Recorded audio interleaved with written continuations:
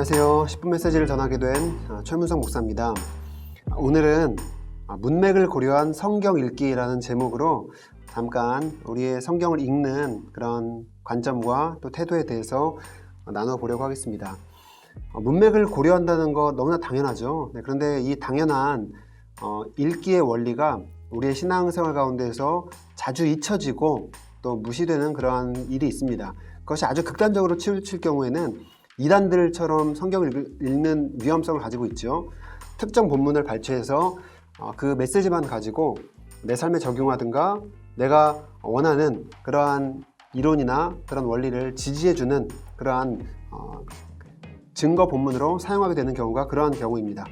저희가 잘 알고 있는 말씀 중에 내 시작은 미약하였으나 나중은 심히 창대하리라, 욥기에 있는 말씀, 참 은혜되는 말씀이고 또 그 말 자체로 우리 신앙에 도움이 되지 않는 것은 아니지만 사실 그 말은 이제 빌닷이라고 하는 욥의 친구가 욥의 고난을 조롱하기도 하고 또 그를 책망하기도 하면서 하는 그러한 말입니다. 그래서 맥락을 고려하면 그 말은 사실 그 말 자체로는 신앙적으로는 잘못된 말이라고 우리가 볼 수 있습니다.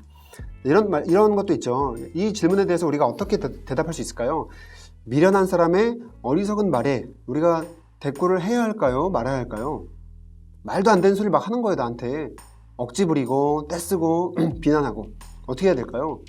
잠언 26장 4절은 미련한 자의 어리석은 것을 따라 대답하지 말라. 두렵건대 너도 그와 같을 까노라. 뭐라고 합니까? 대답하지 말라는 거예요. 그냥 무시하라는 겁니다. 자, 그런데 26장 바로 다음 절에 보시면은 미련한 자에게는 그의 어리석음을 따라 대답하라. 두렵건대 그가 스스로 지혜롭게 여길 까노라. 이렇게 같은 상황에 대해서 전혀 다른 것을 이 지혜자가 말을 하고 있습니다. 그러니까 절대적으로 우리가 기독교의 가장 중심이 되는 그러한 교리에 대해서는 확고하게 우리가 중심을 잡아야 하지만 삶에 있어서 우리가 성경 말씀을 적용하고 내가 받아들이는 그런 것들이 있어서는 그것 자체로 띄어서 판단할 것이 아니라 그 말씀이 어떤 맥락에 있는지 또 우리 삶에 어떤 순간에 그 말씀을 적용해야 하는지를 잘 판단하고 구분해야 하는 것을 보여주는 대표적인 본문입니다. 그러니까 이런 거예요. 상대방에게 가능성이 아예 없어요. 완고해요. 그냥 마음을 꽉 닫은 아주 교만한 사람이에요. 그러면은 대답하지 말아야 돼요. 왜냐? 그 사람처럼 똑같이 되거든요. 하지만 그에게 개선의 가능성이, 변화의 가능성이 조금이라도 있다면 그가 스스로 지혜롭게 여기지 않도록 그를 변화시킬 가능성이 있다면 대답을 해줘서 자신의 완고함과 잘못된 것을 깨닫게 해주라 라는 그런 이제 대표적인 말씀입니다. 그래서 오늘 제가 질문을 하나 드릴까 합니다. 이거예요. 그리스도인이 사람을 기쁘게 하는 것이 옳은가? 어떻게 생각하십니까? 그리스도인이, 신앙인이 사람을 기쁘게 하는 것이 옳습니까? 그러니까 우리 주변에 있는 사람을 기쁘게 하고 그 사람을 만족시키고 하는 것, 그것이 옳을까요? 옳지 않을까요? 일단 당장 들 수 있는 생각은 아니 신앙인이 어떻게 사람을 기쁘게 해? 하나님을 기쁘게 해야지. 하나님께 영광 돌리고 하나님의 뜻에 합한 삶을 살아야지. 하나님의 명령을 지켜야지. 그런 생각이 들 수 있습니다. 그리고 실제로 성경도 그렇게 말을 해요. 데살로니가전서 2장 4절을 보시면 이렇게 말씀하십니다. 오직 하나님께 옳게 여기심을 입어 복음을 위탁받았으니 우리가 이와 같이 말함은 사람을 기쁘게 하려 함이요 오직 우리 마음을 감찰하시는 하나님을 기쁘시게 하려 함이라. 바울이 사랑하는 데살로니가 교회 교인들에게 편지를 쓰면서 자신이 이렇게 복음을 전하는 것, 또 이것을 이렇게 사랑을 실천하는 것은 여러분들에게 잘 보이기 위한 것이 아니라 혹은 누구에게 칭찬받으려고 하는 것이 아니라 오직 하나님을 기쁘시게 하려 합니다. 사람을 기쁘게 하려 함이 아니라는 것을 분명하게 말하고 있습니다. 그리고 에베소서 6장 6절도 보시면 이것이 이제 에베소서 6장은 가족들에게 주는 교훈이에요. 특별히 이 말씀은 상전과 그 밑에서 일하는 종들에게 주는 교훈입니다. 종들에게 뭐라고 하느냐? 눈가림만 해서 사람을 기쁘게 하는 자처럼 하지 말고 이렇게 말을 해요. 그러니까 그 상전들 눈치 보거나 그 사람들한테 점수 따려고 혹은 잘 보이려고 하지 말아라. 오직 그리스도의 종들처럼 그렇게 섬겨라. 이렇게 말을 합니다. 그리고 대표적인 말씀이 바로 갈라디아서 1장 10절입니다. 이제 내가 사람에게 좋게 하랴 하나님께 좋게 하랴 사람들에게 기쁨을 구하랴 내가 지금까지 사람들의 기쁨을 구하였다면 그리스도의 종이 아니니라. 대표적인 말씀이죠. 사람들에게 기쁨 구하는 게 아니라 하나님께 좋게 하려고 내가 이렇게 복음을 전하는 것입니다. 그리고 데살로니가전서 4장도 마찬가지입니다. 하나님을 기쁘게 할 수 있는 바를 우리에게 배웠다. 여러분들이 배웠습니다. 그러니까 하나님을 기쁘시게 하십시오. 이렇게 말하고 있습니다. 자, 이렇게 말씀을 한번 정리를 하면은요. 그리스도인이 사람을 기쁘게 하는 것이 옳은가, 옳지 않은가? 아니에요. 사람을 기쁘게 하면 안 됩니다. 우리의 삶은 누구에게 칭찬을 구하거나 혹은 누구의 점수를 따려고 잘 보이려고 그 사람 앞에서 하는 그런 삶이나 그런 섬김이 아니라 사람을 기쁘게 하는 것이 아니라 하나님을 기쁘시게 하는 그런 삶을 살아야 한다고 성경에, 특별히 신약 성경의 많은 저자들은 그렇게 말을 하고 있습니다. 자, 그런데 성경에는 이와 다른 말씀도 있어요. 어떤 말씀이 있느냐? 자, 로마서 15장 2절을 보시면 이렇게 말합니다. 우리 각 사람이 이웃을 기쁘게 하되 선을 이루고 덕을 세우도록 할지니라. 이웃을 기쁘게 하래요. 왜 그렇습니까? 이제 이 로마서 15장, 그러니까 14장과 15장 말씀은 음식을 먹는 문제를 가지고 믿음이 약한 사람은 너무 음식 먹는데 막 거리낌이 많고 믿음이 강한 사람은 그냥 주 안에서 자유하다. 하나님 안에서 믿음 안에서 자유하다. 그런 믿음을 가지고 아무거나 먹을 수 있는 강한 믿음을 가지고 있는 것이죠. 자, 그런 믿음이 강한 자와 자유로운 자와 믿음이 약한 자, 거리끼는 자가 있는데 믿음이 강한 자들은 자기 좋다고 자기 믿음 강하다고 아무 데서나 그런 음식을 먹을 것이 아니라 어떻게 하라고요? 각 사람이 이웃을 기쁘게 하기 위해서 그 사람을 배려하고 그 사람을 섬기는 마음으로 자기만 생각하는 것이 아니라 이웃을 기쁘게 하는 그런 마음으로 이제 살아야 한다는 것입니다. 고린도전서 10장 33절도요 마찬가지예요. 이 본문도 음식에 관한 본문입니다. 우상 제물 음식을 먹을까 말까? 난 마음대로 먹을 수 있어.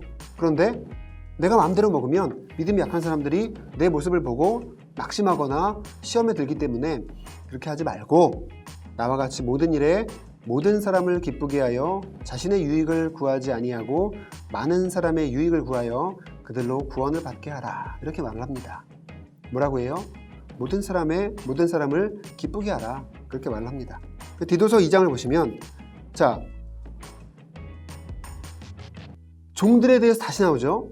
그런데 아까 제가 그 에베소서 6장에서는요 뭐라고 하냐면요 종들을 향해서 상전을 기쁘게 하지 말아라. 눈가림만 해서 사람에게 기쁘게 하지 말아라. 이렇게 말해놓고 디도서 2장에서는 같은 종들을 향해서 상전들에게 범사에 순종하여 그들을 기쁘게 하라. 거슬리게 하지 말아라. 이렇게 말을 합니다. 전혀 다른 것 같죠? 전혀 다른 것 같은데 다른 말씀이 아닙니다. 자, 결론은 그리스도인이 이웃을 혹은 사람을 기쁘게 해야 하는가? 기쁘게 하지 말아야 되는가? 무엇이 정답입니까? 정답은 없습니다. 제가 표로 한번 정리해 봤어요. 개인적인 측면, 신앙적인 측면, 그러니까 개인의 신앙적인 측면에서는요 사람을 기쁘게 하지 말아야 됩니다. 왜요? 그거의 반대편에는 하나님을 기쁘게 하라는 명령이 있거든요. 그러니까 하나님을 기쁘게 하기 위해서 하나님 앞에 살아가는 그 삶의 모습으로 사람을 기쁘게 하지 말아라. 사람에게 잘 보이거나 칭찬을 드리려고 하지 말아라 하는 그러한 개인적인 신앙적인 측면에서 이런 사람을 기쁘게 하지 말라는 말이 나오는 거고요. 즉 이것은 주체적이고 또 신실한 그러한 믿음을 권면하는 그러한 명령입니다. 반대로 공동체적이고 혹은 사회적인 그러한 신앙인의 측면에서는요 사람을 기쁘게 해야 돼요. 이웃을 기쁘게 해야 됩니다. 왜요? 그거의 반대에는 자신을 기쁘게 하는 이기적인 마음을 버리라는 경계하는 그런 명령이 있습니다. 그러니까 자신을 기쁘게 하는 이기적인 마음을 버리기 위해서 사람을 기쁘게, 이웃을 기쁘게, 그들을 배려하는, 그들을 섬기는 그러한 마음으로 살아가는 것이죠. 이것은 배려하고 공감하는 믿음의 차원이라고 볼 수 있습니다. 그래서 정답은 없습니다. 우리가 개인적으로 하나님 앞에서 살아가는 그러한 주체적인 신앙인으로서는요 사람에게 잘 보이기 위해서 그 사람에게 점수 따기 위해서 하는 것이 아니라 오직 하나님을 기쁘시게 하는 그런 믿음으로 살아가는 것이고요. 공동체적인 측면에서는요, 이기적으로 나만 기쁘게 나만 위하는 그러한 믿음이 아니라 옆에 있는 사람을 기쁘게, 그 사람을 섬기고 그 사람을 유익하게 하는 그러한 배려하고 공감하는 믿음으로 나아가는 것이 중요하다는 것입니다. 그래서 상황마다 우리에게 주어지는 하나님의 뜻은 다릅니다. 무엇이 거기에 대조되는가, 무엇에 반대되는 모습으로 살아가는가. 하나님을 기쁘게 하기 위해서 사람을 기쁘게 하지 않는 거고요.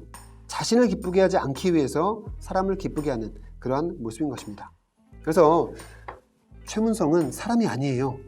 이런 말이 할 수 있어요. 근데 이게 어떤 의미로 하는 것이냐가 중요한 거죠. 한편으로는 사람이 아니라 정말 천사 같아요. 이렇게 말할 수 있는 것이고요. 사람이 아니라 악마 같아요. 이렇게 말할 수도 있는 것입니다. 어떤 상황에서 어떤 대상을 향해서 어떤 의미에 반대되는 말로 그것이 우리에게 주어지고 있는가를 생각할 때 우리가 성경에 있는 우리를 향한 말씀을 왜곡하지 않고 온전히 이해하고요, 적용할 수 있습니다. 성경에는 이 말씀 말고도 그냥 그것만 떼어 가져왔을 때는 은혜로운 말씀인 것 같은데, 아니면 정말 나쁜 말씀인 것 같은데, 앞뒤의 맥락으로 살펴봤을 때는 그것이 우리가 생각하는 것과 다른 의미로 받아들여지고 해석돼야 되는 그런 말씀들이 많이 있습니다. 그래서 이런 읽기 연습이 잘 된다면 우리가 얼마든지 여러 이단들의 왜곡된 성경 해석에서 자유로울 수 있고요, 또 반박할 수 있을 것입니다. 그래서 마지막으로 성경을 읽을 때는 언제나 문맥을 살피며 그 말씀이 향하는 대상이 누구인지, 그 상황이 언제인지를 생각해야 한다는 것 우리가 잊지 않고 성경 가운데 만나는 말씀이 여러분 삶 가운데서 능력이 되는 그런 삶을 살아가시기를 축복합니다. 감사합니다.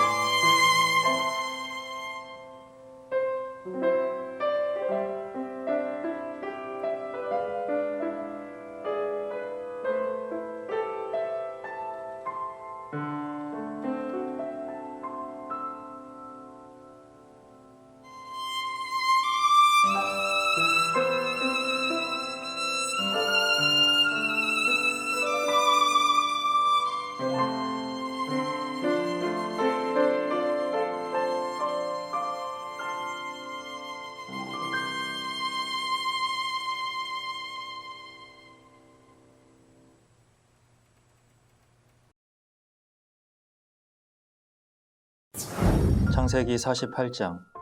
이 일 후에 어떤 사람이 요셉에게 말하기를 내 아버지가 병들었다 하므로 그가 곧 두 아들 므낫세와 에브라임과 함께 이르니 어떤 사람이 야곱에게 말하되 내 아들 요셉이 내게 왔다 하매 이스라엘이 힘을 내어 침상에 앉아 요셉에게 이르되 이전에 가나안 땅 루스에서 전능하신 하나님이 내게 나타나사 복을 주시며 내게 이르시기를 내가 너로 생육하고 번성하게 하여 내게서 많은 백성이 나게 하고 내가 이 땅을 내 후손에게 주어 영원한 소유가 되게 하리라 하셨느니라. 내가 애굽으로 와서 내게 이르기 전에 애굽에서 내가 낳은 두 아들 에브라임과 므낫세는 내 것이라. 루우벤과 시므온처럼 내 것이 될 것이요 이들 후에 내 소생은 내 것이 될 것이며 그들의 유산은 그들의 형의 이름으로 함께 받으리라. 내게 대하여는 내가 이전에 밧단에서 올 때에 라헬이 나를 따르는 도중 가나안 땅에서 죽었는데 그곳은 에브라까지 길이 아직도 먼 곳이라. 내가 거기서 그를 에브랏 길에 장사하였느니라.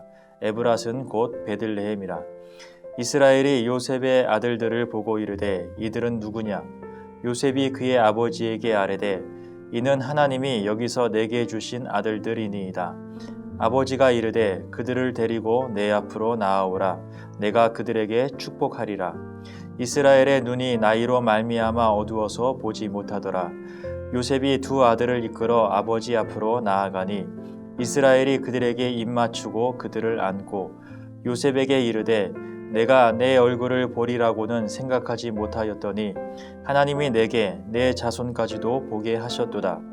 요셉이 아버지의 무릎 사이에서 두 아들을 물러나게 하고 땅에 엎드려 절하고 오른손으로는 에브라임을 이스라엘의 왼손을 향하게 하고 왼손으로는 므낫세를 이스라엘의 오른손을 향하게 하여 이끌어 그에게 가까이 나아가매 이스라엘이 오른손을 펴서 차남 에브라임의 머리에 얹고 왼손을 펴서 므낫세의 머리에 얹으니 므낫세는 장자라도 팔을 엇바꾸어 얹었더라.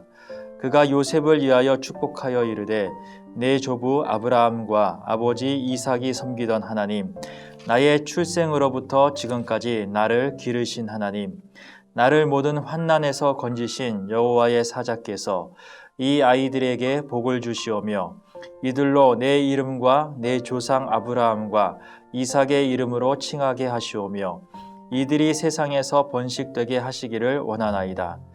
요셉이 그 아버지가 오른손을 에브라임의 머리에 얹은 것을 보고 기뻐하지 아니하여 아버지의 손을 들어 에브라임의 머리에서 므낫세의 머리로 옮기고자 하여 그의 아버지에게 이르되 아버지여 그리 마옵소서. 이는 장자이니 오른손을 그의 머리에 얹으소서 하였으나 그의 아버지가 허락하지 아니하며 이르되 나도 안다 내 아들아 나도 안다.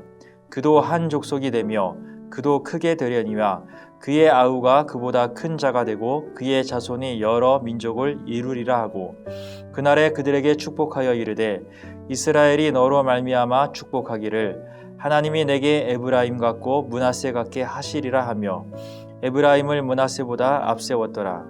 이스라엘이 요셉에게 또 이르되 나는 죽으나 하나님이 너희와 함께 계시사 너희를 인도하여 너희 조상의 땅으로 돌아가게 하시려니와 내가 내게 내 형제보다 세겜 땅을 더 주었나니 이는 내가 내 칼과 활로 아모리 족속의 손에서 빼앗은 것이니라. 49장. 야곱이 그 아들들을 불러 이르되 너희는 모이라. 너희가 후일에 당할 일을 내가 너희에게 이르리라. 너희는 모여 들으라. 야곱의 아들들아 너희 아버지 이스라엘에게 들을지어다. 루우벤아 너는 내 장자요 내 능력이요 내 기력의 시작이라. 위풍이 월등하고 권능이 탁월하다마는 물의 끓음 같았은즉 너는 탁월하지 못하리니 내가 아버지의 침상에 올라 더럽혔음이로다. 그가 내 침상에 올랐었도다. 시므온과 레위는 형제요 그들의 칼은 폭력의 도구로다. 내 호나 그들의 모의에 상관하지 말지어다. 내 영광아 그들의 집회에 참여하지 말지어다. 그들이 그들의 분노대로 사람을 죽이고 그들의 혈기대로 소의 발목 힘줄을 끊었음이로다. 그 노여움이 혹독하니 저주를 받을 것이요 분기가 맹렬하니 저주를 받을 것이라. 내가 그들을 야곱 중에서 나누며 이스라엘 중에서 흩으리로다. 유다야, 너는 내 형제의 찬송이 될지라. 내 손이 내 원수의 목을 잡을 것이요 내 아버지의 아들들이 내 앞에 절하리로다. 유다는 사자 새끼로다. 내 아들아, 너는 움킨 것을 찢고 올라갔도다. 그가 엎드리고 웅크림이 수사자 같고 암사자 같으니 누가 그를 범할 수 있으랴. 규가 유다를 떠나지 아니하며 통치자의 지팡이가 그 발 사이에서 떠나지 아니하기를 실로가 오시기까지 이르리니 그에게 모든 백성이 복종하리로다. 그의 나귀를 포도나무에 매며 그의 암나귀 새끼를 아름다운 포도나무에 맬 것이며 또 그 옷을 포도주에 빨며 그의 복장을 포도즙에 빨리로다. 그의 눈은 포도주로 인하여 붉겠고 그의 이는 우유로 말미암아 희리로다. 수불로는 해변에 거주하리니 그곳은 배 매는 해변이라. 그의 경계가 시돈까지 이리로다. 이사갈은 양의 우리 사이에 꿇어 앉은 건장한 나귀로다. 그는 쉴 곳을 보고 좋게 여기며 토지를 보고 아름답게 여기고 어깨를 내려 짐을 메고 앞제 아래에서 섬기리로다. 다는 이스라엘의 한 지파같이 그의 백성을 심판하리로다. 다는 길섭의 뱀이요 새길의 독사로다. 말구을 물어서 그 탄자를 뒤로 떨어지게 하리로다. 여호와여, 나는 주의 구원을 기다리나이다. 갓은 군대의 추격을 받으나 도리어 그 뒤를 추격하리로다. 아셀에게서 나는 먹을 것은 기름진 것이라. 그가 왕의 수라상을 차리리로다. 납달리는 노인 암사슴이라. 아름다운 소리를 바라는도다. 요셉은 무성한 가지 곧 샘 곁에 무성한 가지라. 그 가지가 담을 넘었도다. 활 쏘는 자가 그를 학대하며 적개심을 가지고 그를 쏘았으나 요셉의 활은 도리어 굳세며 그의 팔은 힘이 있으니 이는 야곱의 전능자 이스라엘의 반석인 목자의 손을 힘입음이라. 내 아버지의 하나님께로 말미암나니 그가 너를 도우실 것이요 전능자로 말미암나니 그가 내게 복을 주실 것이라. 위로 하늘의 복과 아래로 깊은 샘의 복과 젖먹이는 복과 태의 복이 이리로다. 내 아버지의 축복이 내 선조의 축복보다 나아서 영원한 산이 한없음 같이 이 축복이 요셉의 머리로 돌아오며 그 형제 중 뛰어난 자의 정수리로 돌아오리로다. 베냐민은 물어뜯는 일이라. 아침에는 빼앗은 것을 먹고 저녁에는 움킨 것을 나누리로다. 이들은 이스라엘의 12지파라. 이와 같이 그들의 아버지가 그들에게 말하고 그들에게 축복하였으니 곧 그들 각 사람의 분량대로 축복하였더라.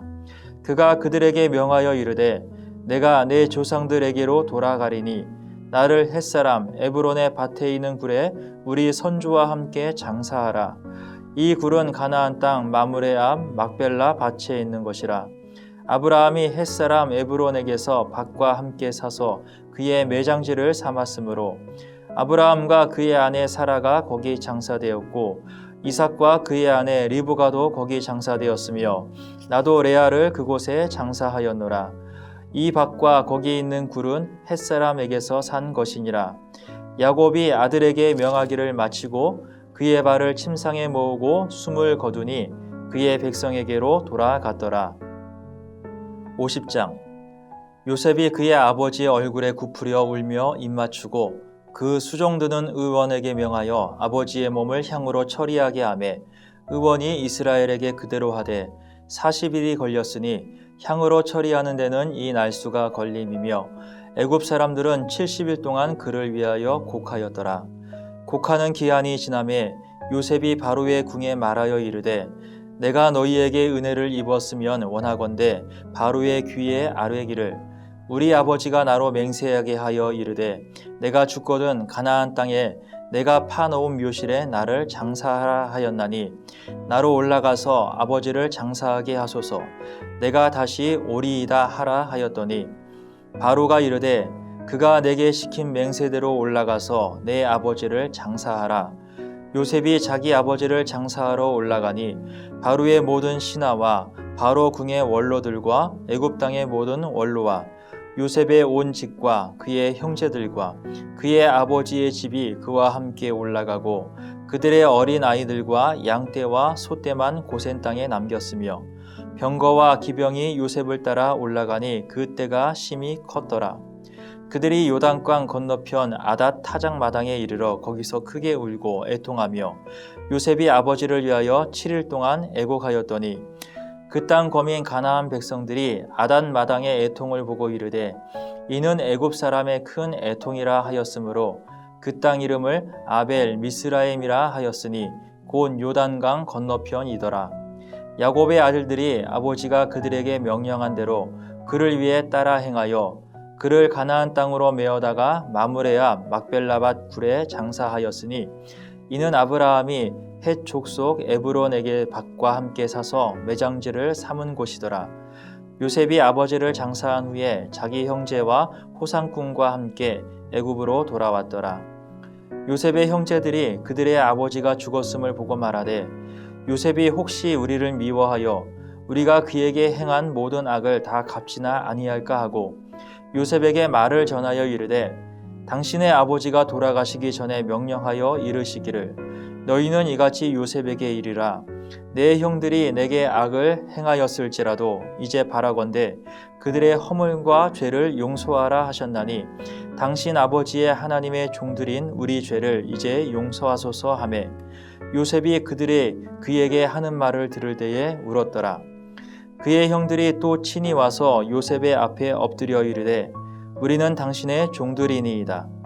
요셉이 그들에게 이르되 두려워하지 마소서. 내가 하나님을 대신하리이까.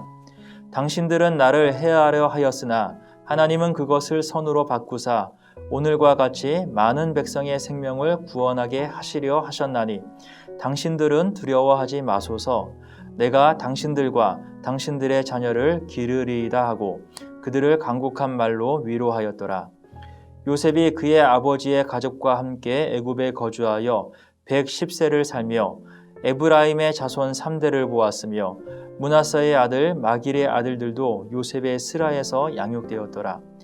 요셉이 그의 형제들에게 이르되 나는 죽을 것이나 하나님의 당신들을 돌보시고 당신들을 이 땅에서 인도하여 내사 아브라함과 이삭과 야곱에게 맹세하신 땅에 이르게 하시리라 하고 요셉이 또 이스라엘 자손에게 맹세시켜 이르기를 하나님이 반드시 당신들을 돌보시리니 당신들은 여기서 내 해골을 메고 올라가겠다 하라 하였더라.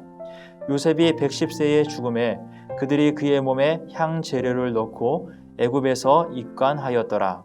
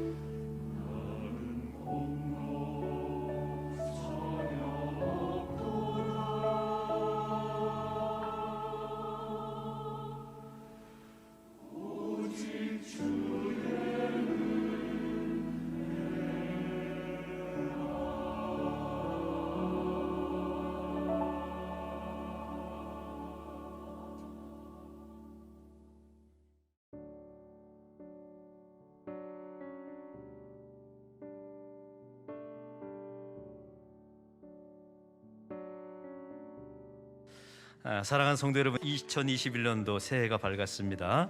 새해를 주신 하나님께 감사하는 마음으로 예배를 드리겠습니다.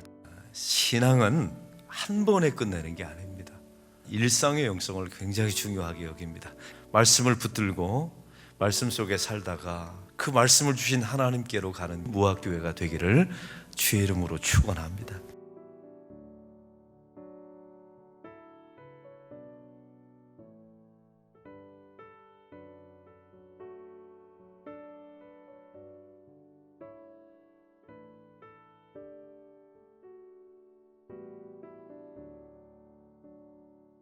같이 모이지는 못하고 옛날처럼 프로그램 이벤트는 못하지만 예배하는 것만큼은 우리가 할 수 있지 않습니까?